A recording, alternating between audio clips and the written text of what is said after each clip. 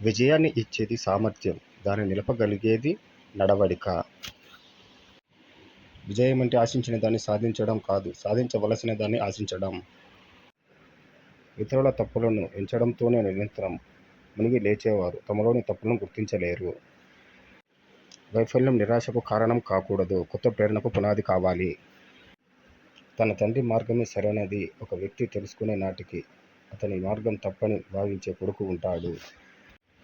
గొప్ప మేధస్సు నలిగిన దారిలో నడవదు, ఇంతవరకు ఎవరూ ఆవిష్కరించని దారులు వెతుక్కుంటుంది. 100 మాటలు చెప్పే కంటే ఒక మంచి పని చేసి చూపటమే మేలు.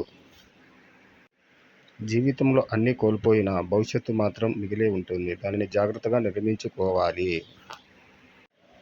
ఎదుటి మనిషిని అర్థం చేసుకోవాలంటే నీకు క్షమించే గుణం ఉండాలి. విద్య మనిషి నుంచి వేరు చేయలేని సంపద. మౌనంగా ఉన్నప్పుడు ఎన్నో మంచి ఆలోచనలు వస్తాయి.